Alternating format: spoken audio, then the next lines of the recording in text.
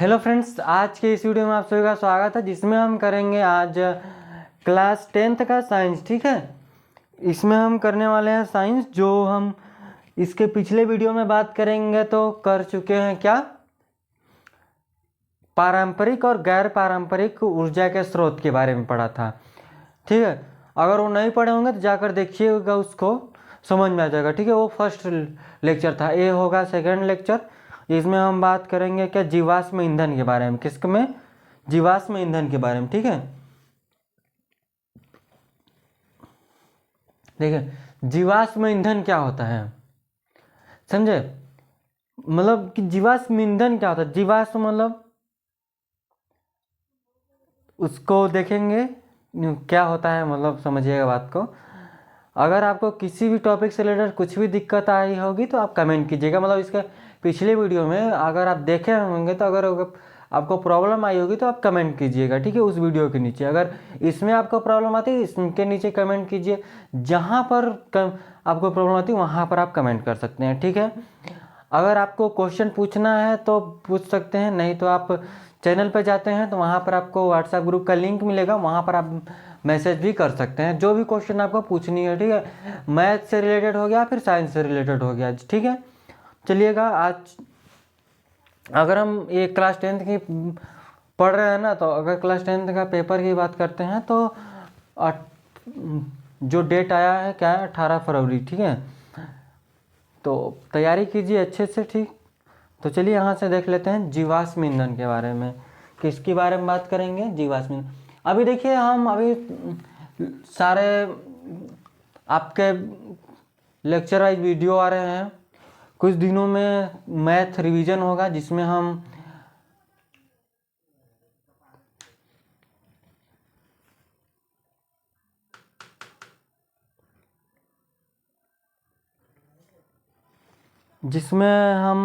One shot करवाएंगे। ठीक है, वन शॉट करवाएंगे किसका, तो मैथ और साइंस का। ठीक है, तो देखिएगा यहाँ से हम कर लेते हैं इसको। जीवाश्म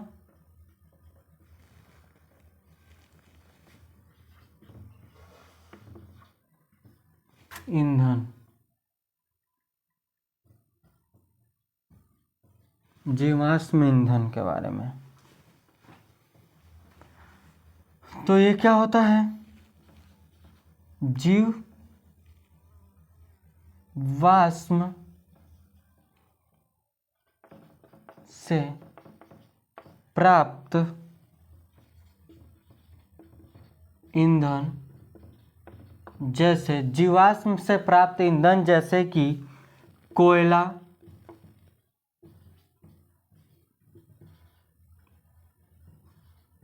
पेट्रोलियम,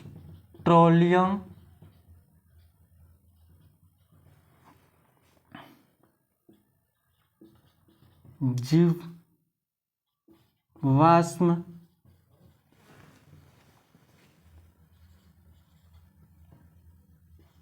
ईंधन कहलाते हैं। कोयला, पेट्रोलियम क्या कहलाते हैं? जीवाश्म ईंधन कहलाते हैं।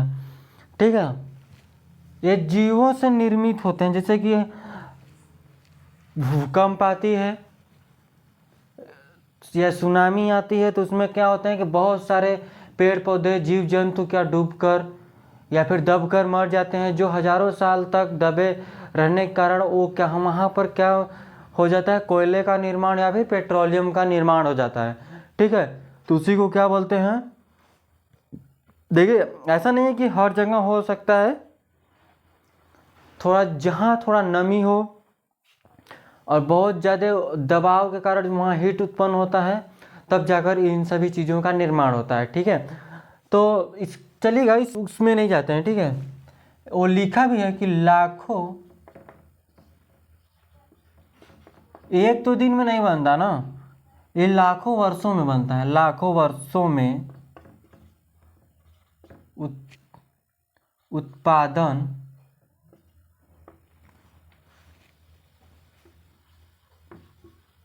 भंडारण,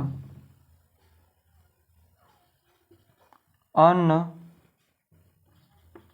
विकिरणीय स्रोत। ये क्या है कि लाखों वर्षों में उत्पादन भंडार अनवीकरणीय स्रोत है। ठीक है, फिर उसके बाद क्या है हम तो बात करते हैं भारत में विश्व का 6% कोयला भंडार है, जो कि वर्तमान दर से खर्च करने पर अधिकतम 250 वर्षों तक बने रहेंगे। इसका क्या मतलब है कि हमारे देश में जो कोयला है वो विश्व का 6% कोयला भंडार है। जिस वर्तमान समय में हम जिस तरह से इस कोयले का उपयोग कर रहे हैं वो सिर्फ कितने सालों तक चलेगा, लगभग 250 सालों तक ये चल सकता है। जो कोयला भंडार हमारे देश में है वो 250 सालों तक चलता था, जो हम वर्तमान में जिस रफ्तार से उसका उपयोग कर रहे हैं। ठीक है, आगे देखिएगा, ये हो गया जीवाश्म के बारे में, जीवाश्म ईंधन। ठीक है, बेसिक सी हम कोयला का उपयोग करते हैं और पेट्रोलियम क्या है, जैसे डीजल पेट्रोल हो गया और क्या हो गया डीजल पेट्रोल और गैसें हो गई जो हमारे अंदर से निकाली जाती हैं। और फिर उसके बाद क्या हो गया, कच्चा तेल से जो बनाई जाती है, मतलब डीजल पेट्रोल। ठीक है, देखिएगा आगे यहाँ से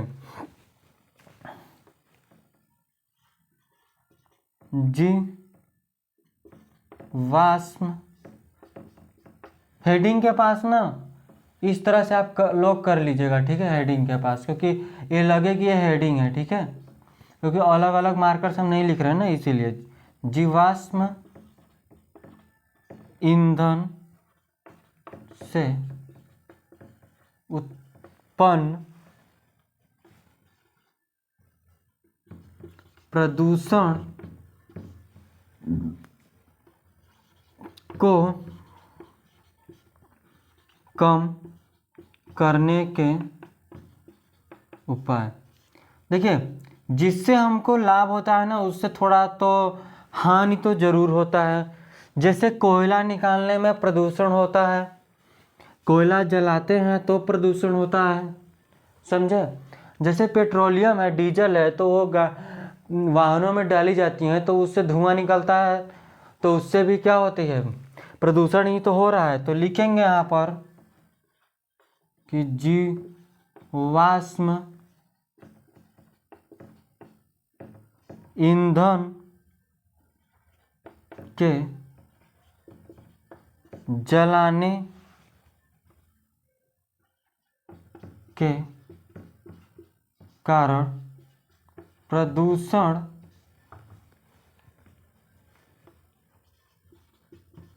उत्पन्न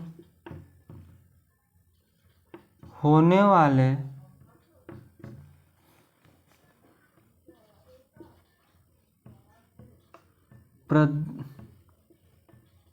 प्रदूषण को कुछ